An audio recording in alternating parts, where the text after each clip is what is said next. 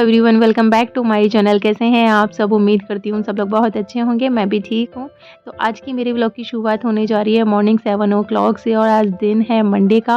बच्चों की छुट्टी है आज क्योंकि आज ईद है, लेकिन हस्बैंड को ऑफिस जाना है। तो अभी जैसे 7 बजे तक मैं बिल्कुल नहाना धोना पूजा पाठ हाउस मतलब घर की क्लीनिंग वगैरह सब कुछ हो चुकी होती है, लेकिन आज कुछ भी नहीं हुआ है। बस मैंने किचन में झाड़ू लगाया है, बाहर मेन गेट पर झाड़ू लगा के पानी डाल दिया है और हाथ मुँह धोकर बस मैं आ गई हूँ किचन में और यहाँ बनाने लगी जी मैं मटर पनीर की सब्ज़ी। और मटर पनीर की सब्ज़ी आज मतलब कि आज नहीं, सेकंड टाइम मैं न्यू स्टाइल से बनाने जा रही हूँ। वैसे क्या होता था कि पनीर के पीसेस करती थी मैं और तेल में थोड़ा-सा भूनती थी, उसके बाद में जो रेसिपी होती है उसको फ़ॉलो करती थी। लेकिन मैंने लास्ट टाइम इस तरीके से पनीर बनाया था कि जो भी पनीर है उसको जितने बड़े मोटे पीसेस चाहिए हमें उतने मोटाई में उसको पनीर को काटने के बाद में मैं इसको थोड़ा-सा ऑयल और 1 चम्मच मैंने इसमें डाला है देसी घी, उसमें अच्छे से इसको मैं भून लूँगी 2-3 बार पलट कर। उसके बाद मैं आगे की रेसिपी दिखाऊँगी मैं आपको, लेकिन इस तरीके से मैंने लास्ट टाइम जब पनीर बनाया था बहुत टेस्टी बना था। जबकि जो नॉर्मल मटर पनीर की सब्ज़ी होती है उसमें हमें मेहनत ज़्यादा लगती है, लेकिन इसमें मेहनत भी बहुत कम लगती है और टेस्ट बहुत अच्छा आता है, बहुत अच्छा आता है इसमें। बिल्कुल पनीर जो ग्रेवी होती है उसमें बिल्कुल भी पानी-आनी जैसे थोड़ा बहुत अलग हो जाता है, वो कुछ भी नहीं होता, बहुत सुपर्ब टेस्ट आता है। एक बार आप लोग भी बनाकर देखिएगा इस रेसिपी से, फिर मुझे कमेंट करके ज़रूर बताइएगा कि आप लोगों का मटर पनीर की सब्ज़ी कैसी बनी। तो यहाँ मैं इसको जलने नहीं दूँगी, हल्का-हल्का सा इधर-उधर से मैं भून लूँगी, डार्क ब्राउन होने की स्टेज तक मैं इसको भून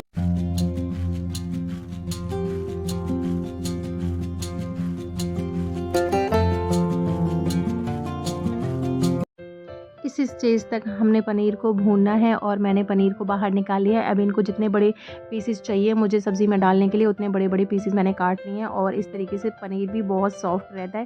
तो दूसरी साइड में मैंने ये कढ़ाई ली है, इसमें थोड़ा-सा डाला है ऑयल और जीरा डालने के तुरंत बाद ही मैंने प्याज और टमाटर की प्यूरी डाल दी है। पहले क्या होता था कि मैं अलग प्याज पीसती थी, अलग ही टमाटर पीसती थी, लेकिन यहाँ दोनों को मैंने इकट्ठा पीसा है और कोई भी खड़े मसाले नहीं ऐड करे हैं, जैसे कि मैं हमेशा डालती थी। खड़े मसाले भी डालती थी और मटर पनीर का मसाला भी डाल दी थी, लेकिन इसमें कुछ भी डालने की ज़रूरत है नहीं। बस बेसिक से मैंने मसाले डाले हैं, हल्दी, मिर्च और धनिया। ज़रा-सा मैंने गरम मसाला डाला है इसमें, बहुत ज़्यादा नहीं, बस थोड़ा-सा, आधी चम्मच से भी कम डाला था मैंने इसमें।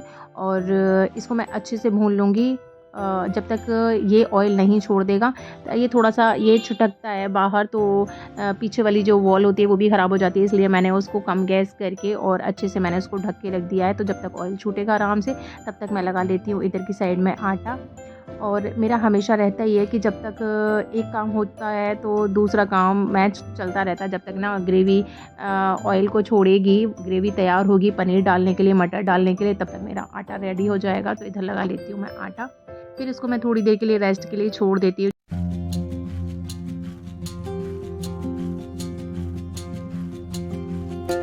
मुझे आटे के हाथ भी धोने थे, तो फिर मैंने जो थोड़े से बर्तन पड़े हुए थे सिंक में वो भी मैं वॉश कर दूँगी।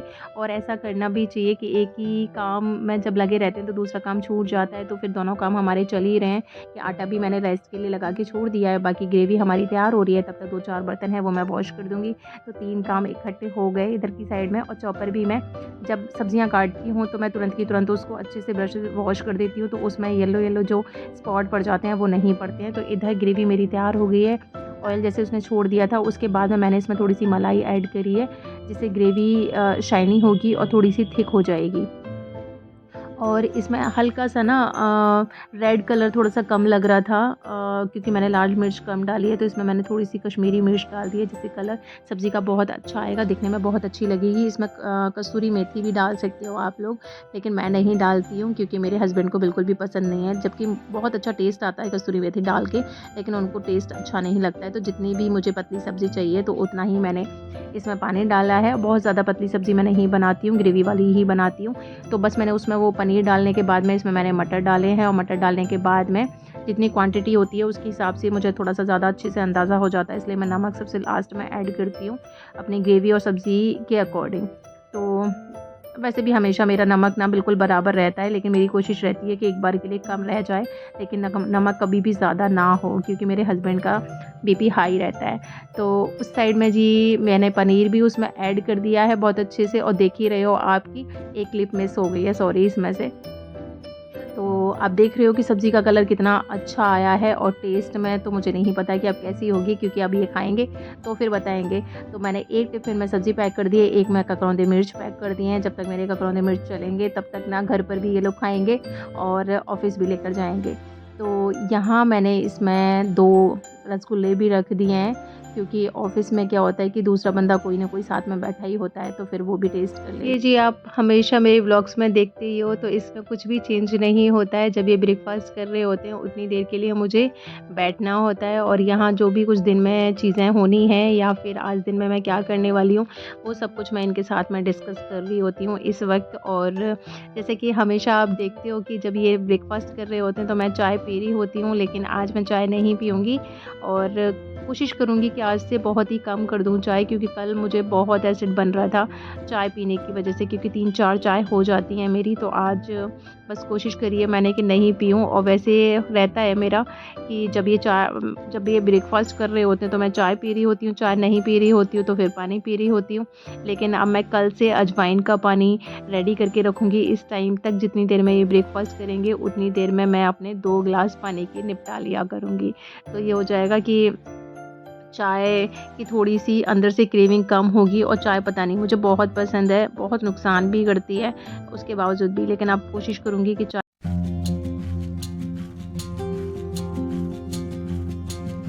हाँ जी, तो इधर और हस्बैंड चले गए हैं ऑफ़िस, और किट्टू तो अभी सो के उठी है, और आरू लेकिन अंदर अपने रूम में पढ़ाई कर रहा है। तो यहाँ जी मैंने बहुत कबाड़ निकाला है आज। पहले मेरे पास एक्चुअली स्टैंड नहीं था सीढ़ियों वाला, तो हस्बैंड को मैं बोलती थी, ऊंचाई वाली जगह पर मैं कभी भी नहीं चढ़ पाती थी। मुझे होता था कि सफाई भी कर दूंगी और थोड़ा-सा सामान-वामान क्या पड़ा हुआ है उसमें वो भी मैं देख लूँगी, लेकिन अभी तक वो हो ही नहीं पाया था। हस्बैंड को 2 काम का बोलती थी तो वो 1 काम करते थे। और यहाँ देखिए अब वो जो स्टैंड आ गया है उसकी हेल्प से मैं आरू वाले रूम में ऊपर चढ़ी थी, और ऊपर वाली जो सबसे ऊपर वाली जो ड्रॉअर थी मैं वहाँ तक पहुँच गई थी, और उसमें देखिए इतने सारे बर्तन निकले हैं। मेरी शादी वाले भी काफ़ी सारे बर्तन निकले हैं, यहाँ तक कि शादी के टाइम पर जो गिफ्ट्स आते हैं, क्रॉकरी सेट जो आते हैं, वो तक मैंने अभी तक नहीं देखे हुए थे। वो भी 2 सेट बहुत सुंदर निकले हैं। एक काँच के 6 ग्लासेस, एक जग निकला है। तो ग्लासेस तो अच्छे नहीं हैं, लेकिन उसका जग बहुत अच्छा है, जो कि मैं अब यूज़ में ले सकती हूँ। एक मेरा सेट निकला है आइसक्रीम वाला, इसमें 6 कटोरियाँ हैं छोटी-सी, बहुत सुंदर सा ग्रीन और वाइट कलर का, बड़ा क्यूट सा है। और एक सेट निकला है जिसमें कि नमकीन बिस्किट वाली 4 प्लेट्स हैं और रेड कलर की, और 4 चम्मच हैं। इधर मैं सफाई कर रही थी तो मेरी बड़ी वाली ननद भी आ गई थी, उनको भी मैंने थोड़ी देर के लिए बिठा लिया। यहाँ देखिए ये पीतल के मेरे बर्तन निकले हैं शादी के टाइम के, जो कि मुझे पता ही नहीं था कि मेरे घर में मेरे पास में ये बर्तन भी हैं, क्योंकि मैं ऊपर तक कभी चढ़ ही नहीं पाई थी। तो यहाँ मैंने इनको वॉश कर लिया है, और इसको मैंने नींबू और सोडे के साथ में धोया था, इन थालियों को और कढ़ाई को, तो एकदम सोने की तरह बिल्कुल चमक गई हैं। एक मेरा चांदी का भी लोटा निकला है, जो कि कबाड़ में ही उसके साथ पड़ा हुआ था, मेरी शादी में मेरी मम्मी ने दिया होगा। तो मैंने मम्मी को पूछा भी कि मम्मी ये ना चांदी जैसा दिख रहा है, तो वो बोलते चांदी जैसा दिख नहीं रहा है, ये चांदी का ही है। तो मैंने वो कलश में निकाल लिया है, तो ये है नवरात्रि में इस कलश का यूज़ भी हो जाएगा।